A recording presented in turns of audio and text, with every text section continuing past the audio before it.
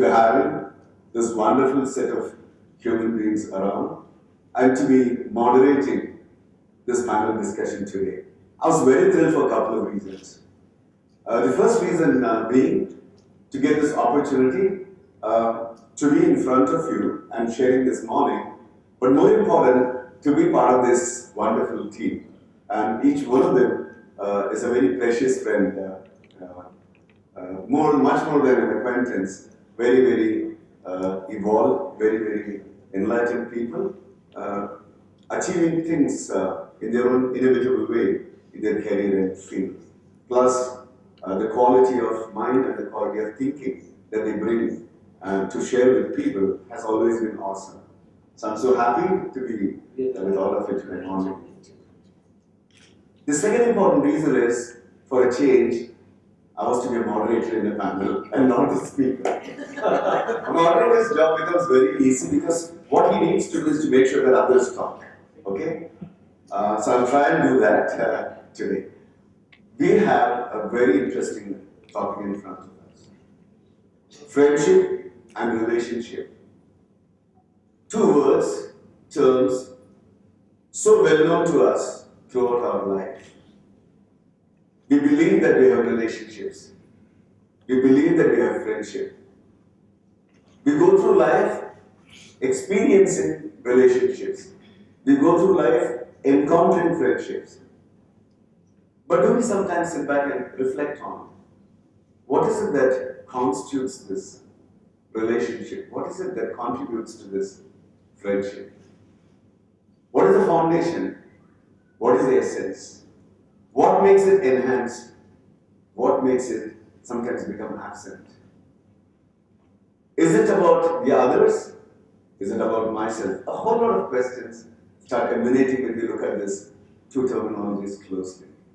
So I thought the best way to do this panel discussion is to actually let each one of these enlightened people speak for about 5 minutes about their idea, their experience, and their interpretation of these golden words, relationship and friendship. Hi Rajesh, nice to see you. Alright, so we'll, ladies first, right? So we'll begin with Shrikala. Hi, yes, I'm conspiring with you. So Shrikala, all yours. Love to hear from you your idea, your definition, your experience of friendship and relationship. And let's take about 5 minutes plus to begin with. Yeah. Hi, good morning to each and every one of you on and off the stage. And what a wonderful introduction that our dear Kitty has given. And he started this morning in a real energetic way now. I must say that. See, when I was invited, when I was called, when I was given a call to say that this is the topic, first I was blank. I was thinking, Then I was even asking Sri Raja Krishnamurti, and he said, it is just your experience that you could say. And I thought I will make it a very interesting short story to you all about my experience with friendship and relationship, which has been immensely great. And I am really blessed for that, I must say. Because when I heard this, when I felt this, I think this is what I can see. I felt, and I want to share this with every one of you. Maybe a little more than 5 minutes I might take.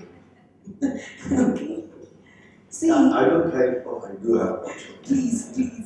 You can remind us. I myself will remind you, don't worry.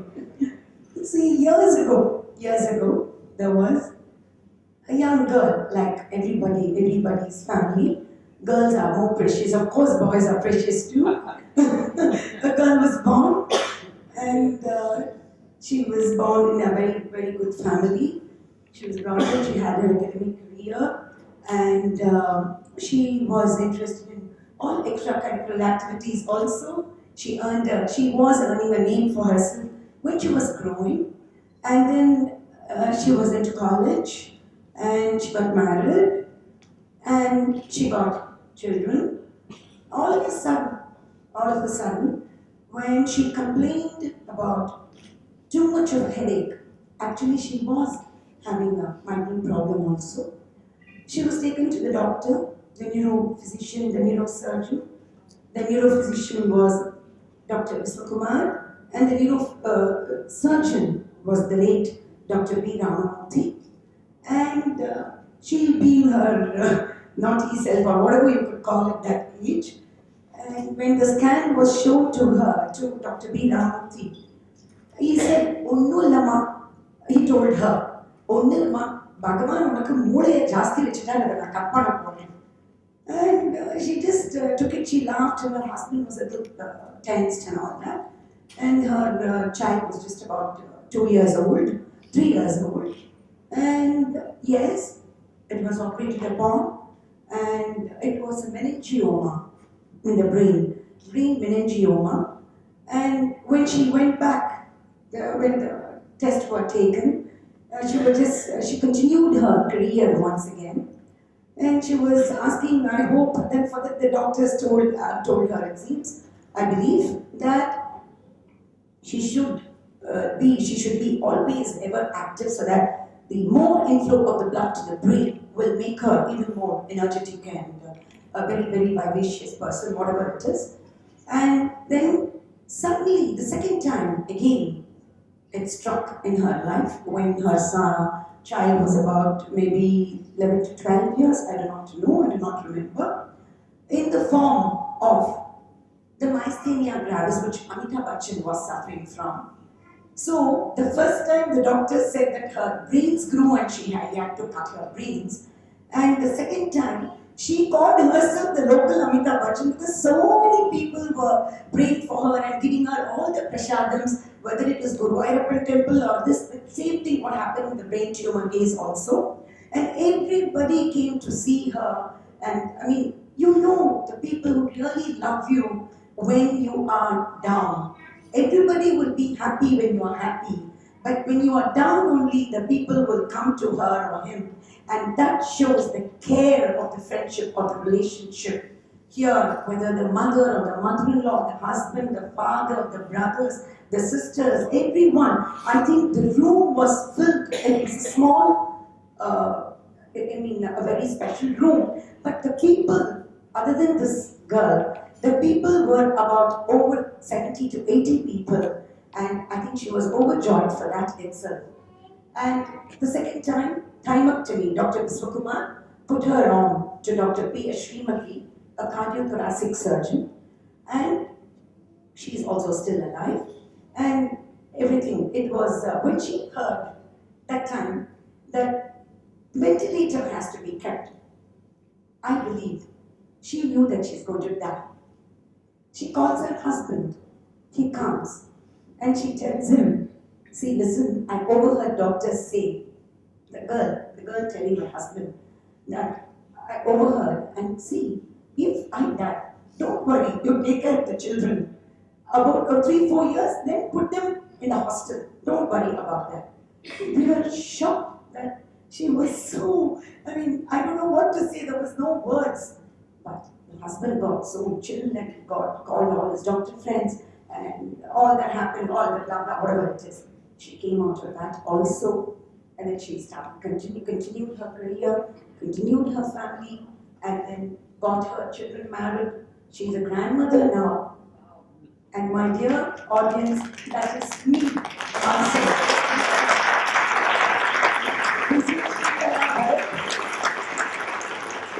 I did not go too much into it.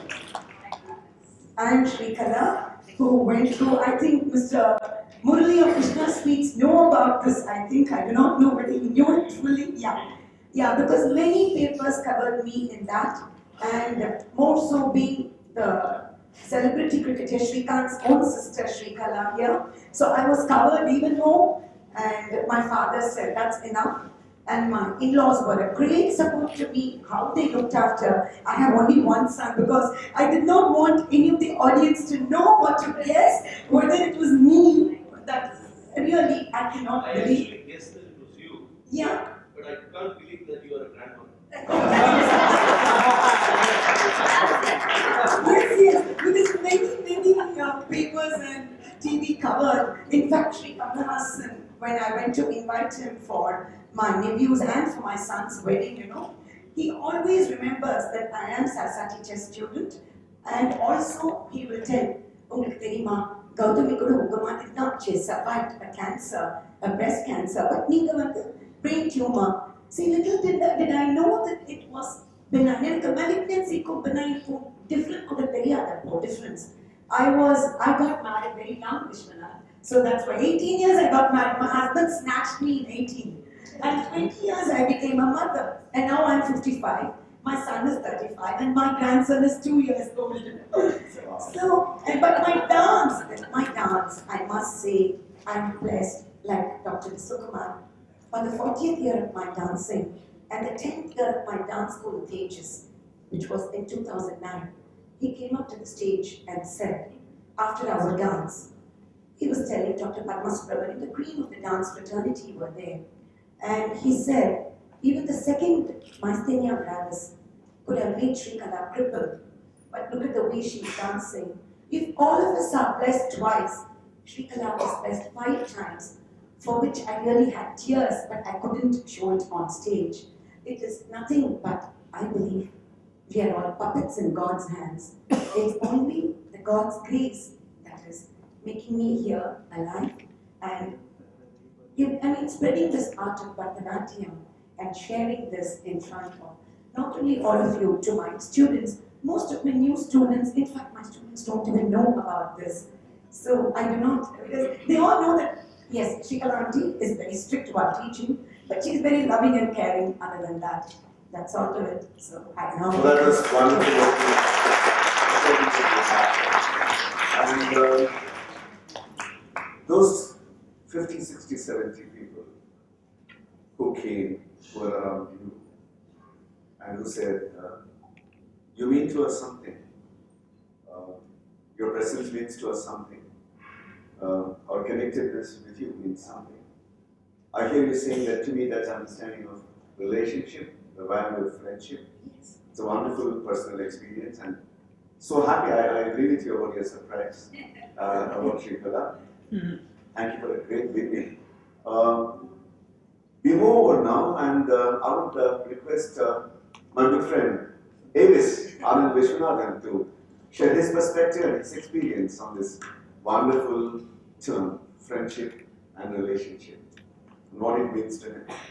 So, good morning, everybody. And I only thought Krishnamachari Srika can open an innings with flourish. His sister Srikala lived up to that reputation. So thank you so much for that. I'll borrow from her book, and I'll tell you how I relate to these words, relationships and friendships from my point of view, from my life.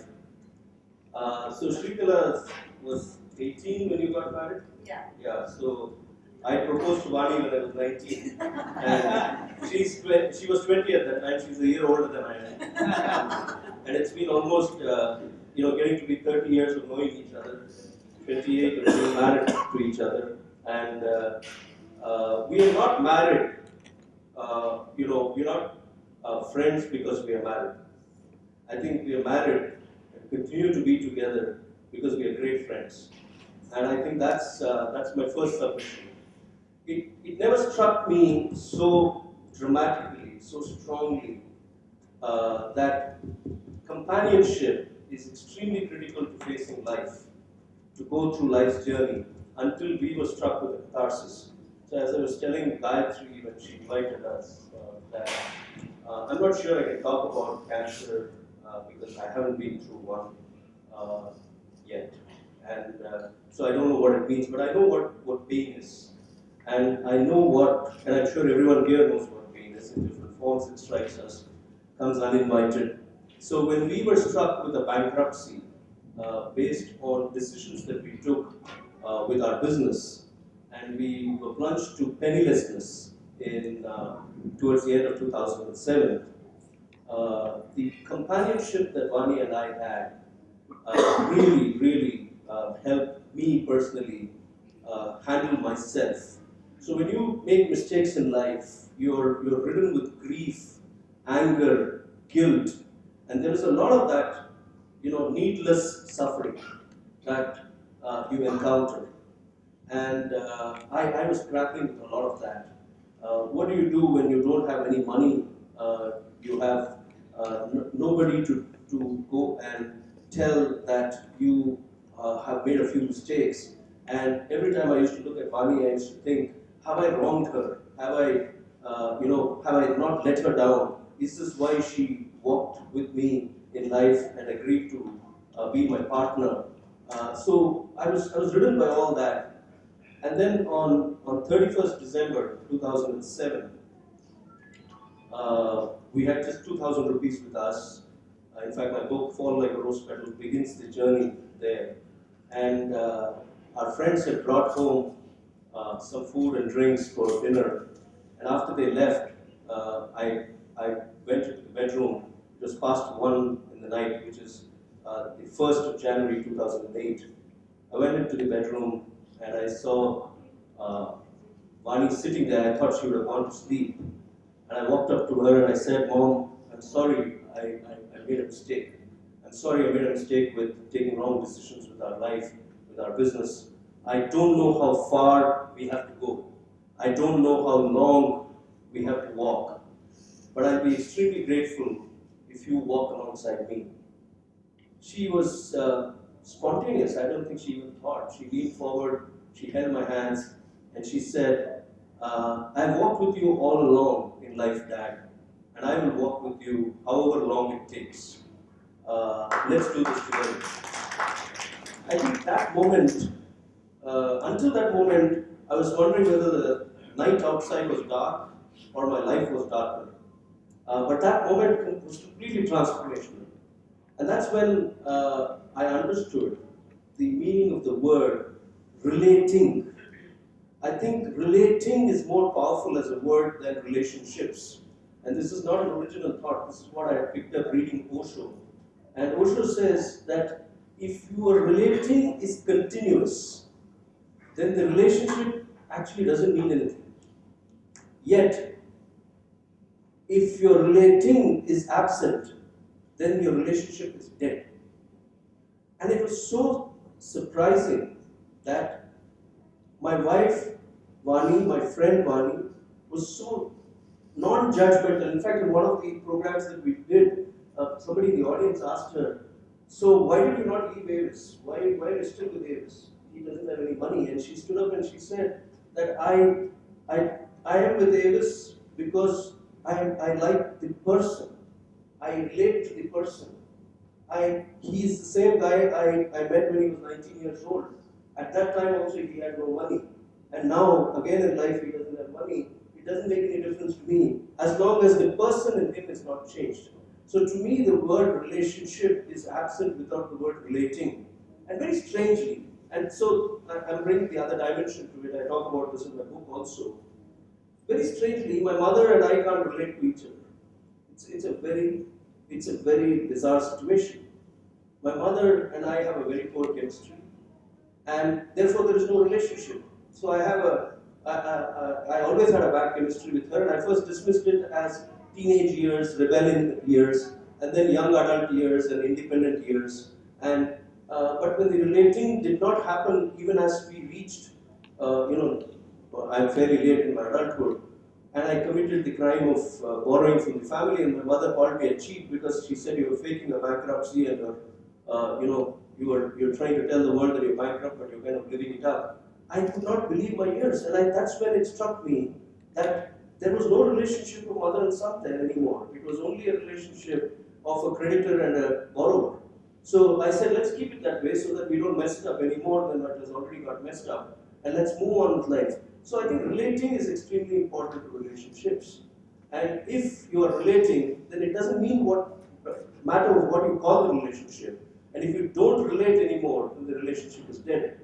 And I'll conclude with where the friendship angle comes in. Again, a lesson I learned from life. So Vani taught me the value of relating. My mother taught me the value of non-relating, or the fact that you can be non-relating in a very important relationship. And a person I fired this gentleman from my company for not shaving while coming to work. He came with a stubble, and personal grooming is very important for me personally as a leader of the team. And when he came, after 3 repeated warnings that you have to be personally groomed, properly groomed, he came to work the third time without shaving properly, and I walked him out the door. I mean, it was a very ignominious exit that I created for this gentleman.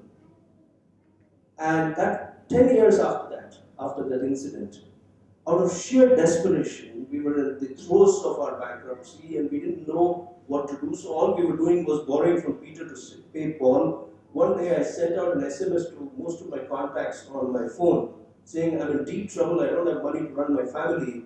And this man came to my office and gave me 15,000 rupees.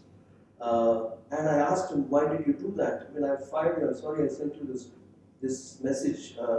I sent it to many people, but he was one of the few people to show up. And he said, I've learned so much from you, Avis. I think you're a man who's caused me a great amount of advancement in my career because of what you taught me, the value of personal grooming. But more than anything else, I relate to you as a friend. And so I'll do this till today that I have not been able to repay that money to him because we're still going through our difficult phase financially.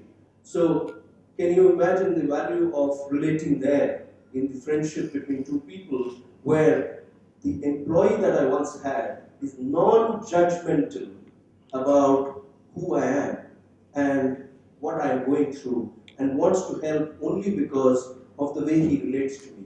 So I think to me, relating is at the crux of these two words. And it's a present, continuous work. That's where I am.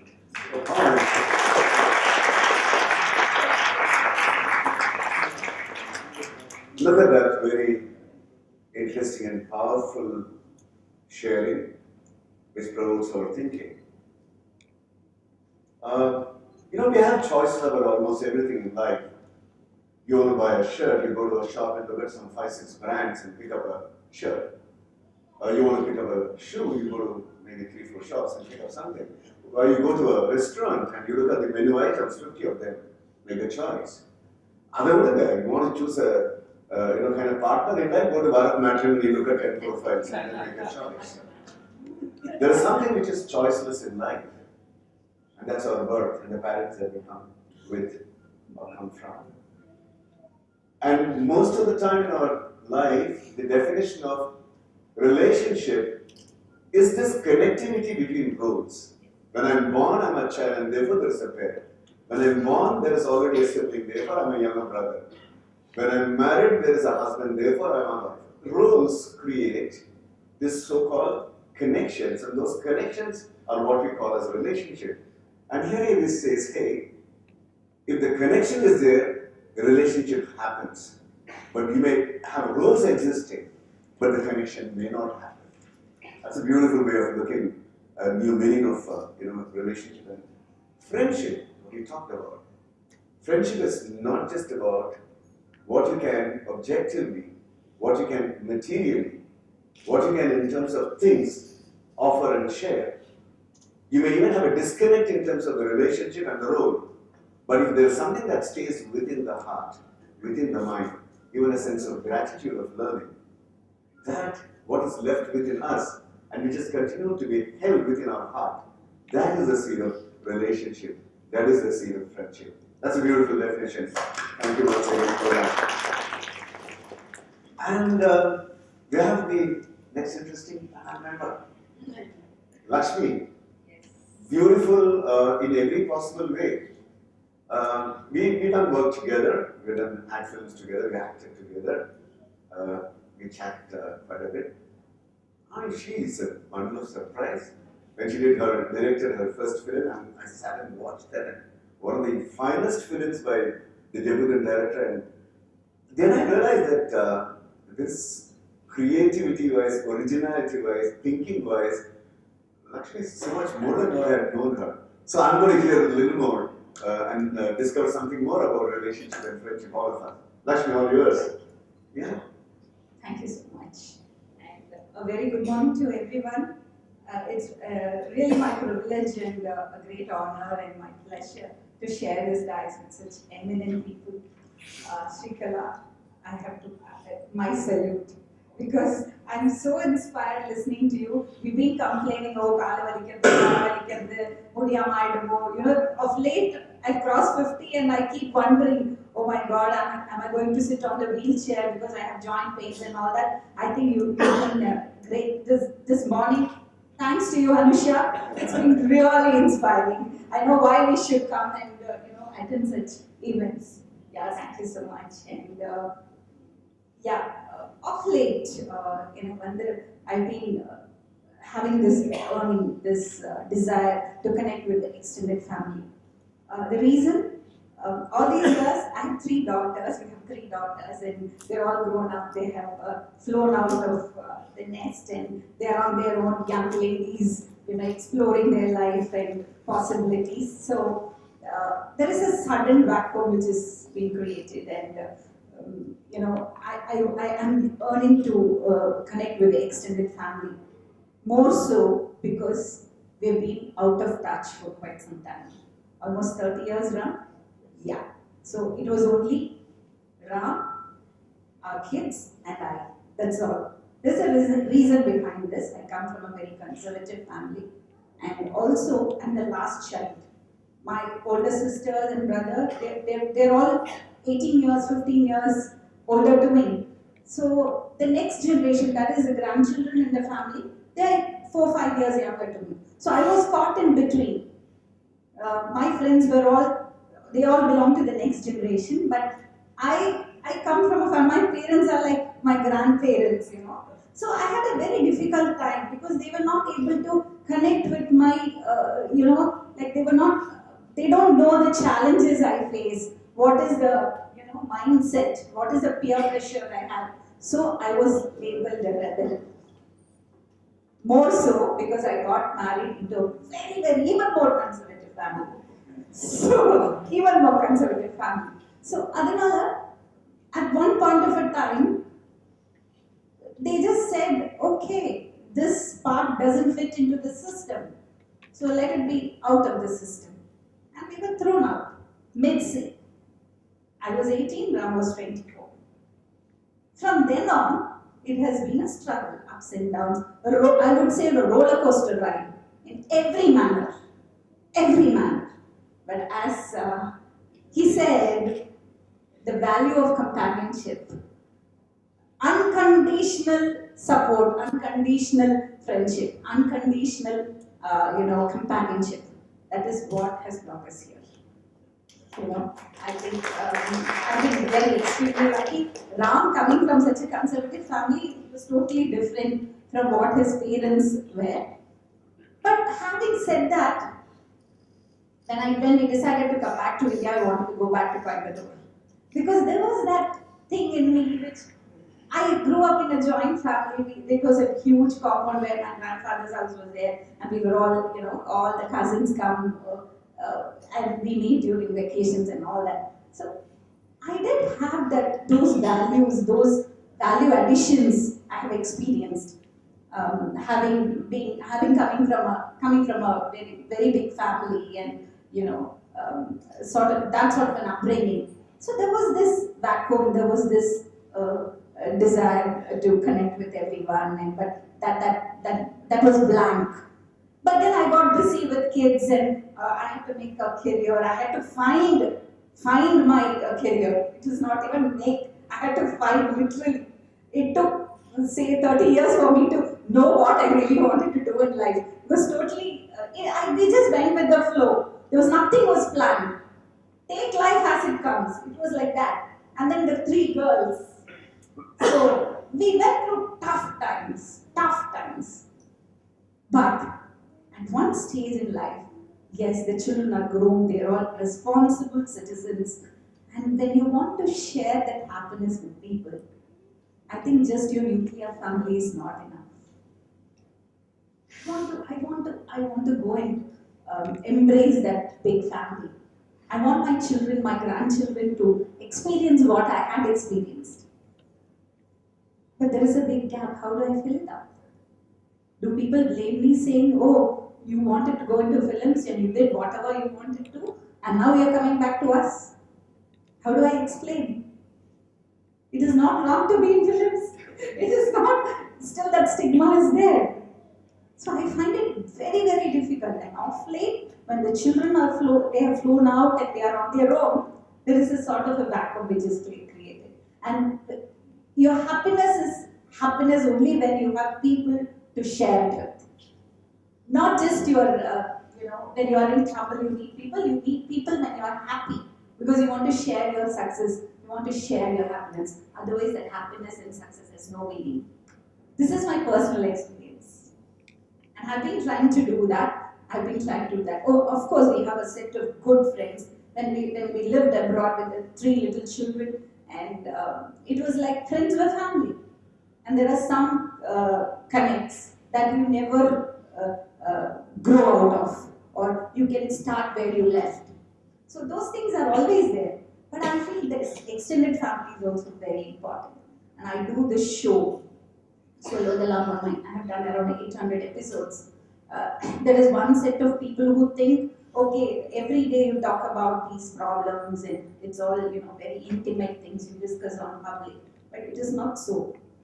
They are not intimate or they are not private affairs because most of it is domestic violence and abuse and exploitation. And the children suffer. These have a very direct impact on the society we live in. I think these are, when I meet parents who neglect their children, they abuse their children, I can see a very, I can see that this child could grow up as a rebel, could grow up as a antisocial person. So we live in this society, we cannot afford to close our eyes to this.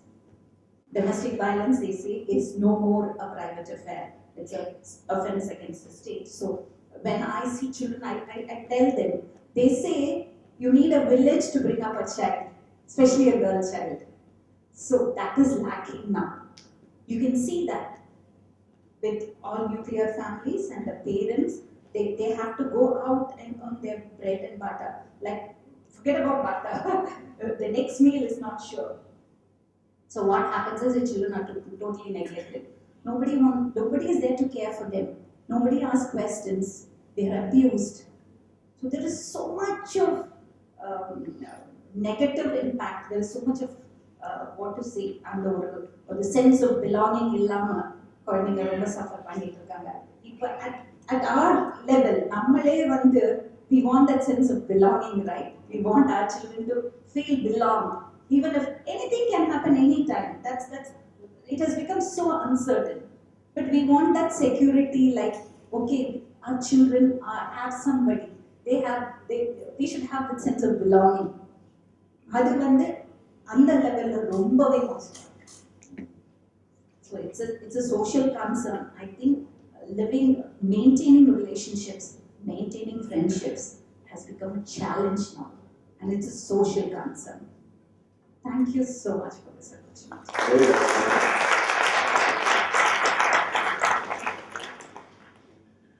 This is that very special thing about Lakshmi. At any point of time, this intensity never goes down, this sincerity never goes down, and this liveliness never goes down. Thank you so much. But there's also a beautiful trigger that she's kind of set off in my mind, and I was looking at this question. We are born, and then, depending upon that accident or incident, in which way it happens, we get positioned either as a last child, or a middle child, or a first child. And there are, in terms of their reference point, our parking space. For example, avungalukku vayasayirukku aginala number ரொம்ப சின்னவங்க குழந்தைங்க வேற instead of being children, we look like grandchildren, and these things that we don't choose, but it happens to us. But I think the more important question that you posed really sent my thoughts, into a very interesting kind of exploration. You talked about the fact that now in life, with this amazing companionship of Ramakrishnan, as we have overcome the various challenges, and as these wonderful 3 daughters have grown up, and the birds have flown, and as I'm also finding meaning in my work and fulfillment, this desire to go and reach to the extended family that you talked about. True. I think that's also true evolution. In our Indian philosophy, the process of evolution is something very, very similar or identical. The Balaparva, when you're totally dependent, but you have all the freedom to make mistakes and learn in life.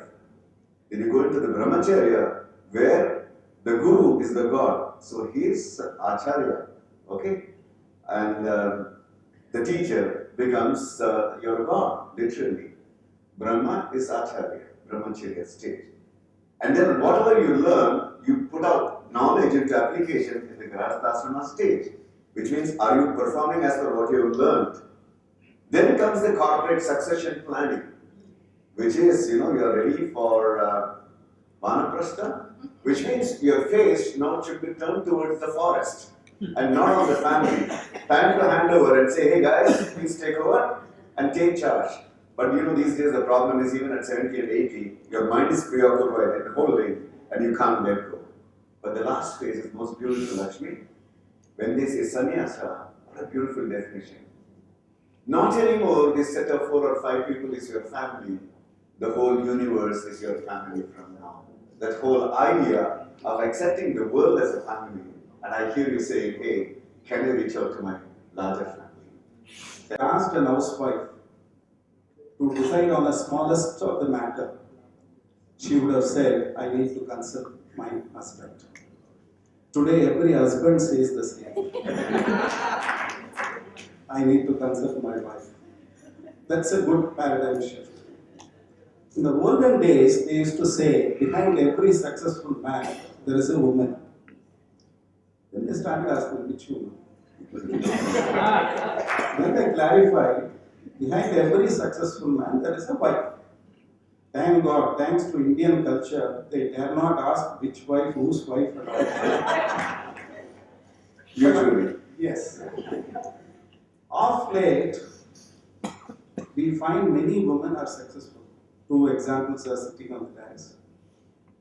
And sometimes they are more successful than the husbands. So the saying is now modified to go like this. Behind every successful person, there is a spouse. And remove the gender bias so that men also get paid. So that, and of course, being in tax practice, we slightly extend it and say behind every successful person there is a spouse and the income tax department. One takes the credit, the other takes the cash. That's how it goes. That is also challenging, change in the lifestyle.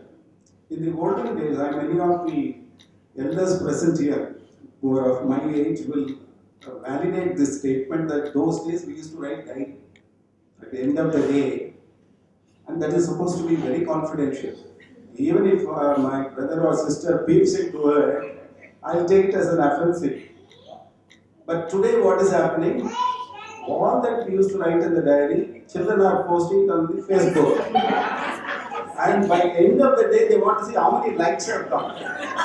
So what was considered as secretive has now become transparent and open to public consumption. And the barriers have vanished. So that is the challenge. Now what is haunting us to keep these relationships and friendships alive? There are many reasons, but let me quickly list out 1 or 2. First and foremost, we don't invest time qualitatively to nurture the relationships and friendships. We have relationships, we have friendships, but do we find time, quality time to invest in those relationships?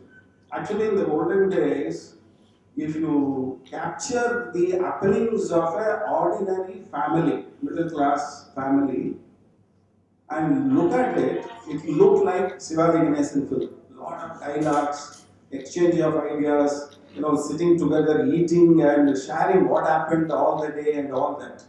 Now it has become Maniratnam's film. Monologue. Everywhere monologue. Because all these tools which have come into our life are meant when we are away to be connected. Telecom companies took 20 years to generate 20 billion messages per day. WhatsApp is 7 years old and it is capable of, and it has reached a level of 42 billion messages per day. Because it has the advantage of photos, video clippings, everything instantaneously to be communicated. It's good, but when you are away, to be connected like that, globally, wherever you are. But when you are together, what is happening? You look at airports, you look at railway stations, you look at when in the drawing room also, everyone is busy with their own gadgets, responding, forgetting about the person sitting opposite. We are getting connected to somebody who is abroad and losing this, precious time of investment. In the again, when I was studying in the school, and you will agree with me, our parents used to come to frequent the school, not just for parent-teachers meeting. Now there also proxies are happening now. Those days they used to personally come and ask, how is my son studying? How is my daughter studying? Today parents are asking the children, how is the teacher teaching? Not a change. That is we don't have time. I mean, some of the parents don't know which standard the son or daughter is studying, or at least one of them will not know, because he is supposed to be very busy. So that is the pathetic scenario in which we have moved out. And children are averse to advice. Preaching doesn't help at all. They are repulsive. In fact, if you tell them, do this, don't do this, the best way is we have to be role models for them to observe and accordingly mold their culture and character. In fact, a teacher wrote to a mother, your son is extraordinary, brilliant, but only one weakness. If he can get over that weakness, he will conquer. He will be an achiever, champion in the future. Mother was so happy. She went to the teacher and said, thanks for the concern shown, but what is that weakness? Teacher said, he seems to have too many girlfriends. Mother told the teacher, if you have any solution, let me know, because his father also has this. So that is how, see, what we do, it influences the children. If we give, false things in our conversation with the boss or somebody who is on the other line, children pick it up. They use the technique with you also when their turn comes and your questioning happens. So this is how relationships and friendships. And of course, again, for want of time, we think friendship means to be together in good times. In adversity, that's why Thiruvalluvar said, "Udukkai idandavan kai pole, ange idukkan kalaivadam nattu." So you have to be, are you there to give your shoulder for the friend to lean and cry and get over? That is what is important. Abhiya wrote in the olden, that time, Aridu Aridu Manidarai Pirathal Aridu. I used to wonder if Abhiya is alive today, what she would have written. She would have written, Elidu Elidu Manidarai Pirathal Aridu. Then a test tube baby alone on that. So Elidu Elidu Manidarai Pirathal Aridu. Aridu Aridu Manidarai Vazhudal Aridu. She would have written, because we find it difficult to live as good human beings. That is what has become scarce. And in adversity, Raja Krishnamurti was mentioning about Satyam. When government nominated to revive Satyam, for the clarification of those who don't know the background of Satyam, let me clarify, I became director in Satyam after the scandal, not before. So, you have to see whatever I say in that perspective. So when I walked in, and we found, 53,000 employees' future was at stake. And millions of global investors, because Satyam was listed in New York Stock Exchange, Indian Stock Exchange, and all that, their investments are eroded overnight. And we found the 600 plus global customers, confidentiality, and the continuity of the projects were at stake. That was a task. It was haunting, and monthly, as a finance person, I was given the responsibility of ensuring that all the dues are cleared, cash flow is ensured every month, and the first thing I wanted to find out is how much is the monthly salary bill for the employees of Satyam. It was 500 crores monthly salary, and there was no money in the bank account. So this was the, and who gave me that strength? If you put your heart and soul, this will translate into a reality. In fact, there were so it's impossible to revive it. But we could turn it around in less than 100 days, and now Mahindras have taken over. And when I was distributing checks to all the service providers, the CFO asked me, what is that you are going to take? Because we passed a resolution, whatever time it takes to revive Satyam, we will do it pro bono. We will not take 1 rupee as remuneration or sitting fee because it is at the invitation of government, it is a service to the nation. So let us do it pro bono. So he asked me, what is that you are carrying? I said, what more I can ask?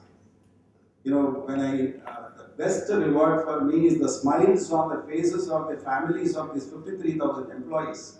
What else can be a better reward for me? So I think relationships and friendships make our life meaningful and complete. Every one of us carry தமிழ்ல சொல்லணும்னா 4 பந்துகளை நாம சுமந்துட்டு இருக்கோம் வாழ்க்கை பூரா. ஒரு பந்து relationships, இன்னொரு பந்து ஃப்ரெண்ட்ஷிப், மூணாவது the job or the profession which is the source of income for us, and the last health, ஆரோக்கியம். இந்த 4 பந்துகளையுமே ஒவ்வொரு human being we are carrying all through our life. ஆனா இந்த 4 பந்துல 3 பந்துகள் வந்து கண்ணாடி பந்துகள், ஒரு பந்து ரப்பர் பந்து. அது எது ரப்பர் பந்து எது கண்ணாடி பந்துன்றது நம்ம புரிஞ்சுக்கணும். இந்த ரிலேஷன்ஷிப்ஸ், உறவுகள், நட்புகள், அப்புறம் ஆரோக்கியம், இந்த 3மே கண்ணாடி பந்துகள். ஜாப் வந்து ரப்பர் பந்து, ஸ்லிப்பானா கூட திருப்பி வந்துடும். You can retrieve it, you can always nurture it. Madam கூட டிஸ்கண்டினியூ பண்ணிட்டு தான் இப்போ she has bounced back. Yeah, revived. You can always restore it, revive it at any point of your, but உறவுகள், நட்புகள், ஆரோக்கியம் கண்ணாடி பந்து கொஞ்சம் ஸ்லிப் ஆகி கிராக் ஆச்சுன்னா போச்சு. நீ என்னதான் திருப்பி ஒட்ட வச்சாலும் அது it is not the same ball, it is not in the same shape and you know that is what. அந்த ஜாப், ப்ரொஃபஷன், இன்கம் சோர்ஸ் வந்து ரொம்ப முக்கியம் தான். Even to take care of this glass box, you need that. ஆனா அதுக்காக it should not be taken care of the cost of the glass box. You should nurture the, preserve the glass balls and then play with the rubber ball. அப்படின்றது தான் message. ஏன்னா அந்த rubber சரி, நம்ம வாழ்வதற்கு பொருள் வேணும், ஆனா நம்ம வாழ்வதிலும் ஒரு பொருள் வேணும் இல்லையா? அதுக்கு இந்த relationships, friendships make it. So thank you.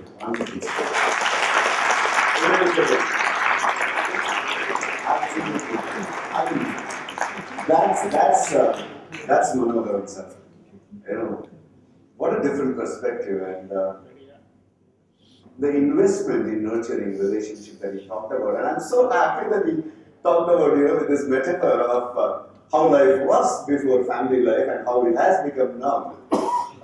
Shivaji Ganeshuடைய வியட்நாம் வீடு மாதிரி இருந்தது முன்னாடி.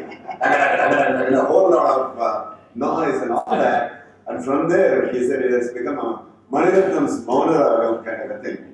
So that is interesting because I happen to be a friend of Mani and we work together. By the way, the story idea and script of Maunaragam was originally created by the end of 78, beginning of 79, though the film was made in 1985. That's an interesting piece. And more pieces, we will talk about that later. So one of the things that I asked Mani was that, hey, this is somewhere in 86, 87. I said, hey, son, I found an interesting streak and I should tell you. He said, what is it? Your first film was a paradox of title, Pallavi Anupallavi.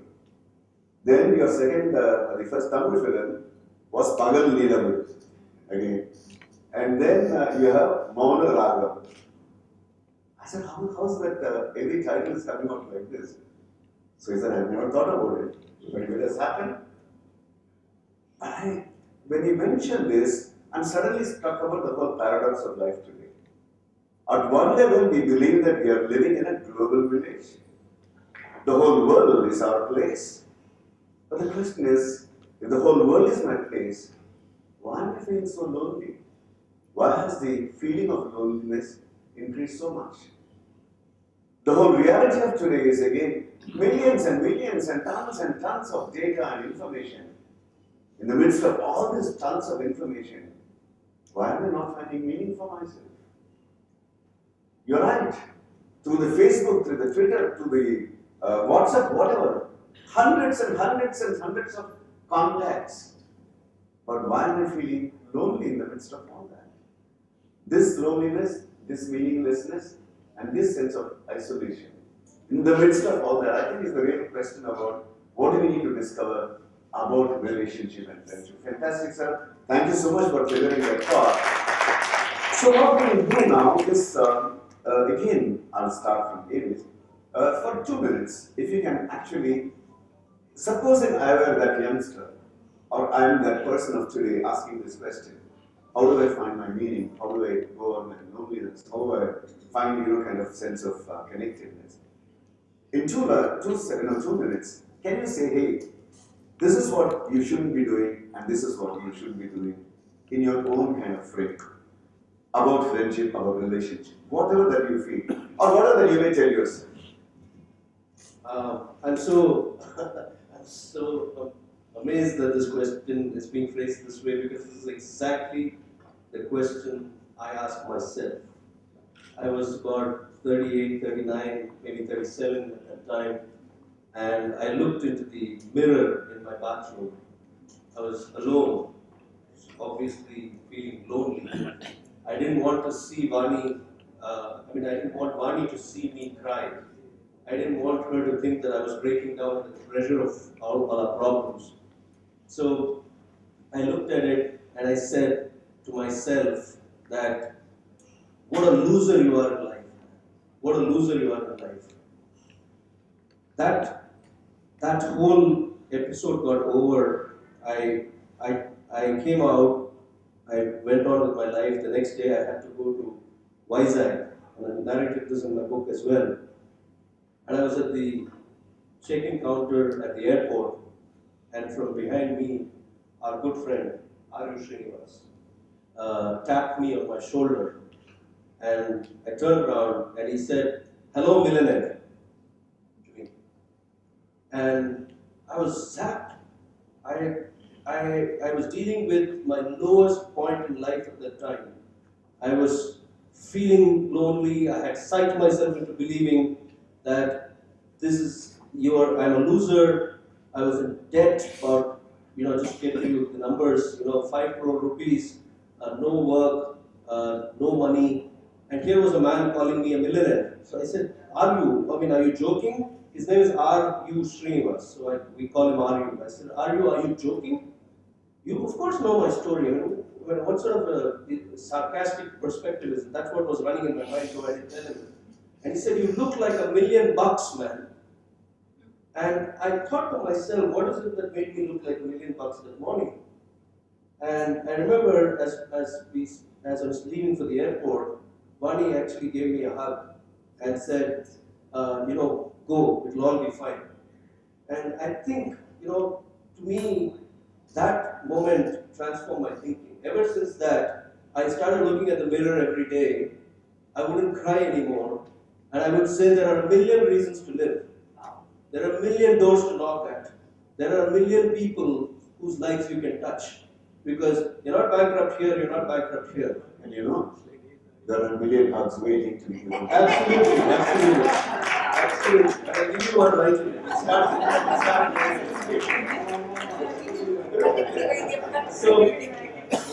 So I think I'll leave my 2 minutes with this 2-line summary. One, after that day, I started wearing my life on my sleeve. So be vulnerable. The world is full of beautiful, compassionate people that will come to you. We've had instances of rank strangers coming in and helping us in our times of need, whether it was a police station or a court of law or a hospital, or in terms of an international city where our child was going through his undergraduate education. So I would say don't be scared of being vulnerable, be vulnerable. There is a lot of milk of human kindness everywhere. And I think to me, the friendship is a word which means when you are available. and non-judgment. And I think among them is you know, who's a very dear friend, who's never judged me and Mani. He's always looked at us as somebody who he looked at us, you know, maybe 20 years ago when we met for the first time. You know, so I think friendship is non-judgmental, you know, kind of socially evaluating anybody, and most importantly, being available and being truthful. So friends have been true to us. They told us on our face what they think about us, but they've not been judgmental while doing that. So I leave it with that. Thank you so much. Thank you so much. Same question. Yes. Okay. There is a golden rule in script writing. They say you have the core idea as the anchor of the script, and then you can go into the Kilai Kadai, parallel stories. But make sure you come back to the core idea within few minutes. Don't get drifted. Don't get lost in the Kilai Kadai. Same way, I think I would advise a youngster if he wants my guidance. I would say your family should be your anchor, because that gives you the meaning and purpose in life. Everything else are kilai. You need all of them to make to become. You need to grow. You need to grow. So you need your branches. You need to go around and explore your talents. You need to porul deva, yes, but அந்த லைஃபுக்கு அர்த்தம் வரணும்னா when you need people, that is the core idea of our life. That is what I feel. So anchor yourself properly and then start growing.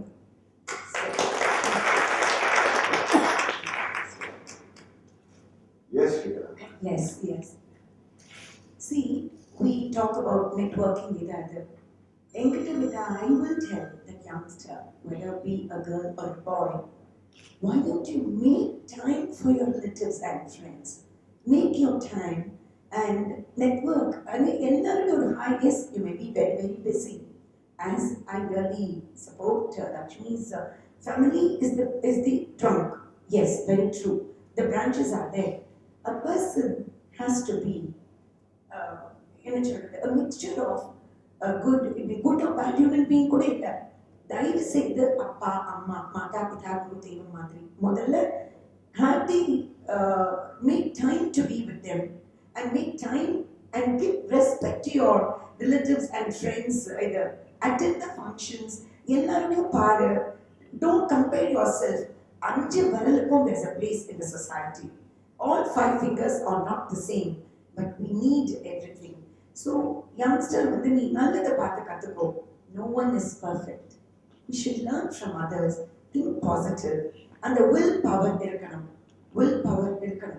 I mean, you must, and don't put down others. First and foremost, words அழகா பேசணும். இவர் சொன்ன மாதிரி, the surrounding, the atmosphere matters a lot. The upbringing matters a lot. And the upbringing, I think I've been very lucky that in எங்க family, எங்க வீட்ல, the importance has been given to both relatives and friends. It is not that ஒத்தனி கீழே தள்ளிட்டு இன்னொன்று வரணும், அதெல்லாம் கிடையவே கிடையாது. எல்லாரும், and forget the past and think about the present. Don't waste your time by worrying about the future. அது ஒன்று இருக்கு. எனக்கு ரொம்ப பிடிக்கும் wordings எல்லாம். There was a wording that I saw. Count your life by smiles, not tears. And count your years by friends and not years. So, it is such a, maybe when I was 15 or 16, or a card shop like the path. So, always leave the rest to God. Everyone respect and love and respect the automatically you'll become a good human being. Respect others, listen to others, at the same time give your points and accepting the person as they are is a great effort in itself. அந்த மாதிரி நீ உன்னோட தப்பும் கரெக்டும் ஒத்துட்டானா you will make a mark for yourself. Be at any career that you choose. That's all I will tell this youngster. Wonderful.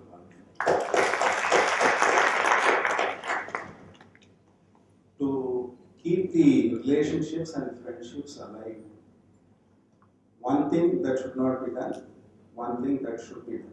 2 minutes. What should not be done first? குறைகளை வந்து நம்ம பெருசுப்படுத்தக்கூடாது. And there is no person who is perfect. நமக்குள்ளேயும் we have our own weaknesses, negatives, and merits and positives. So குறைகளை நம்ம பெருசுப்படுத்தாம இருந்தாலே, நான் எப்பவுமே என்னுடைய மனைவியில குறைகள் அப்படின்னு நான் நினைக்கிறது எனக்கு தோன்றப்ப நான் என்ன நினைச்சுப்பேன்னா, ஒருவேளை இவளுக்கு இந்த குறை இல்லைன்னா என்னை விட better husband watch. If only every spouse can think like that. But for this deficiency, she would have got a better spouse, life companion. I think we will learn how to accommodate, how to live. And let me tell you, the other partner is also accommodating, adjusting like that so many ways. So that kind of reciprocity. So in fact, symbolica சொல்லணும்னா sir, நான் ஒரு flat வச்சிருக்கேன் பெங்களூர்ல. அதாவது human பீயிங்ஸை ஒரு அக்ரிணையோட ஒப்பிடுறேன்னு தப்பா நினைச்சிடாதீங்க. But ஏன்னா it கோரிலேட்ஸ் very well. Example, அக்ரிணைக்கே இது அப்ளிகபிள்னாக்கா ஹியூமன் பீயிங்ஸுக்கு சாதனம் ஒரு அப்ளிகபிள்ன்றதுக்காக சொல்ல வரேன். எனக்கு அது விற்கணும்னு தோணுச்சு, சடனாக விற்கணும்னு தோணுச்சு. உடனே ஃப்ரெண்டு சொன்னார், நான் help you to sell that flat. But the buyer should know what are the merits of that flat. So what if you list out all the positives about the flat? அப்படின்னா நான் எழுத ஆரம்பித்தேன். சீரியஸாக யோசிச்சு எழுத ஆரம்பித்தேன். It is closest to Bangalore hospital, metro station பக்கத்துலேயே 2 நிமிஷத்தில் இருக்கு, எல்லாம் ஸ்கூல் எங்கே இருக்கு, எல்லா அட்வான்டேஜஸும் 10, 15, 20 போயிட்டு ஒரு வாட்டி படித்து பார்க்கறதுக்கு அதை கிழிச்சு போட்டு எவ்வளோ அருமையான ஃப்ளாட் நான் இருக்கணும். That applies to every human being with whom you have a relationship and friendship. Only thing is, we suppress those or ignore or being indifferent to the positives, but we blow out of proportion the small deficiencies that you come across. So, குறைகளை பெருசுப்படுத்துறது என்ன பண்ணணும்னாக்கா, வாழ்க்கைக்கு அர்த்தம் என்னங்க? What is the meaning of life? According to me, life by itself has no meaning at all. Life is only an opportunity for us to give it a meaning. How will you give meaning to your life? You know, first 25 years we learn, next 35 years we yearn. But the meaning comes, accomplishment comes when you share what you have learned and what you have yearned with those who are in need of it. அதுதான் அவர் Krishna sweets முன்னாடி மெட்டிகுலஸா தினம் ஒரு நல்லத காரியம் செய்வோம்னு பண்ணிட்டு இருக்காரு. And now the kind of relationships and friendships he has, it's an example. You know, that's how by touching as many lives as possible, all of us live up to an age, but by discovering meaning to our life in this methodology, we can live beyond our age in the hearts of all those people whose lives we have touched.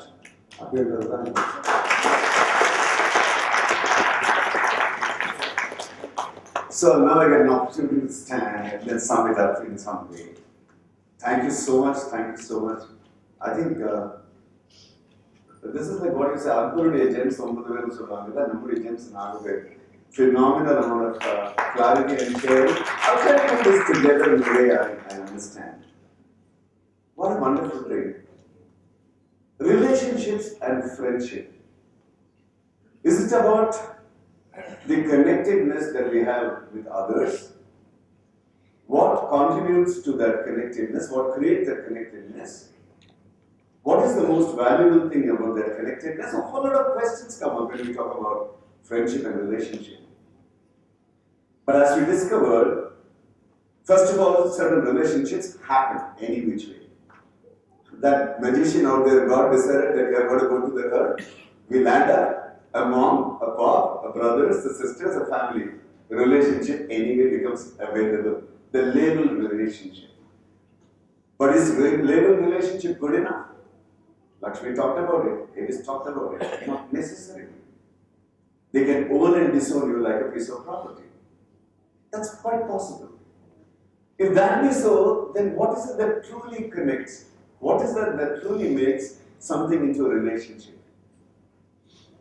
I think that is a very, very simple answer most of the time. Because I think we are all known to talk about unconditional love. We have all learned to talk about unconditional love. But what is that love and what is that unconditioning is still a bigger question. How does one ever practice? Most of the time, relationship looks like fabulous trade-off, including our relationship with God. நல்ல mark வரட்டு 3 தேக்க உடைக்கிறேன். What a trade-off. Fantastic trade-off with God. ஒழுங்கா இருந்தா chocolate கிடைக்கும். What a trade-off with the child. If she doesn't really harass me, a new sari for the festival. What a trade-off with the spouse. All of this creature doesn't harass me. A good food for the weekend. What a trade-off with the husband. All kinds of trade-offs. So is this trade-off and kind of merchandising, is that the basis of a relationship or something more than that? No great intelligence required to answer that. We're saying no, that's not the thing. It's all about love in its pure form, if you want to call it, for the sake of language. Unconditional love. Not based on a condition saying that if I get this, I'll give you that. But touch your heart and ask very honestly, do we live that way? Is it okay if a husband comes and says, or a wife comes and says, and if she's the working member comes and says, I lost my job, it's kind of gone, and I don't think there's going to be anything for the next 6 months, okay? But let's, hold hands and let's be happy, let's be loving with each other. Are you crazy? Maybe the answer that we have. Nothing right or wrong about it, but this whole idea of being unconditional and still to be caring, in touch with, and holding somebody else as valuable, precious, worth loving, is that possible for the human being? The answer is a big yes, my dear friends. The answer is a very big yes. How? And that's a beautiful answer.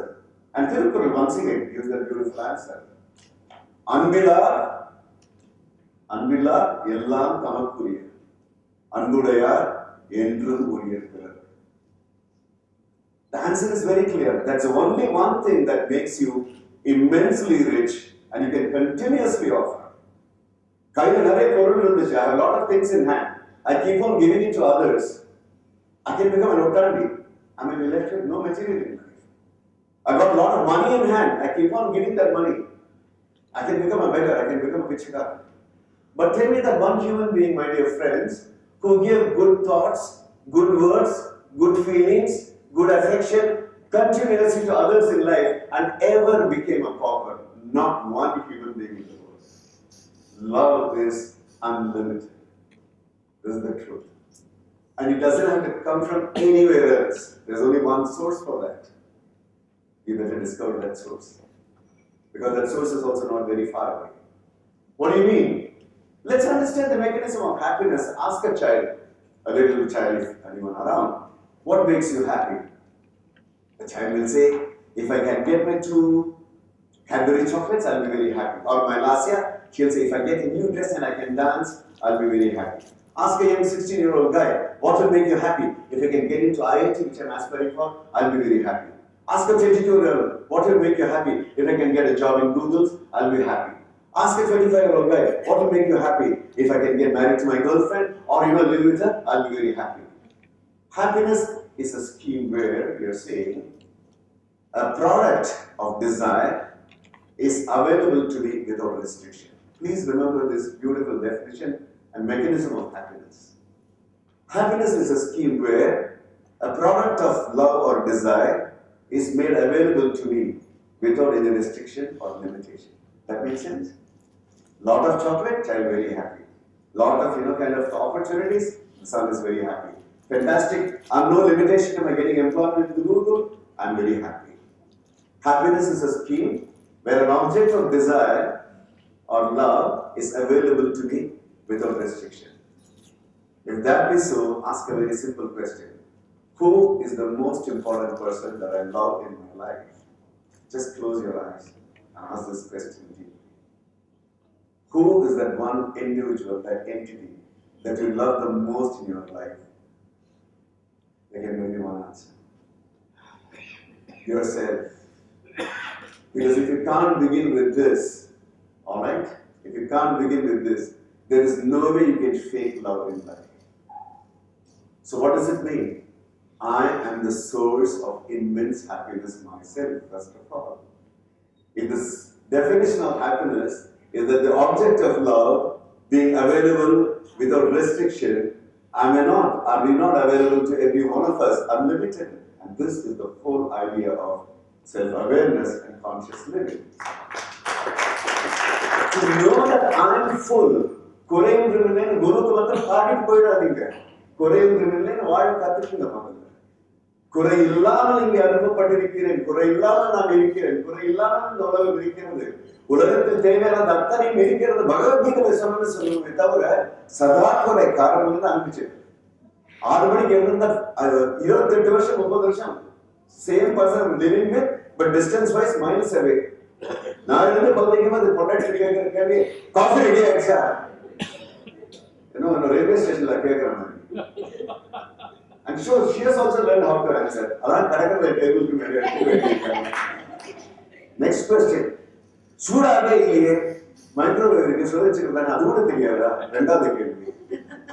சக்கரை போறல உடம்பு பூரா சக்கரைன்னு doctor 4 தடவை சொல்லியாச்சு, kidney விழுன்னு சொல்லியாச்சு, சக்கரை இந்த காலத்துக்கு தேவைப்படுது. பிரமாதமான ரிலேஷன்ஷிப் ஆஃப்டர் 40 years. குறையும் இல்லை. Me, this human being at any point of time, I exist with this immensity of love, uncontaminated love. I am fulfilled. I am fulfilled, beautiful. I am wholesome. அதுக்கு என்ன அர்த்தம் தெரியுமா? Perfect அர்த்தம் இல்லை, வார்த்தையே பாருங்க. I am fulfilled. I am full, one part, I am still to be filled. There is a deficiency. Then I am wholesome. Whole, mottam, some, limited. What a beautiful terminology. Can I hold the opposites together? Can I accept my vulnerability and fullness together? Can I begin with myself? When I know that I do not need anything more to be loving and happy with myself, then that love is available to you. That love is available to you. That love is available to you. And as long as there is a connecting of this heart with that heart with love, there is friendship and there is a relationship in life. Roles or no roles. Thank you so much for being such a lovely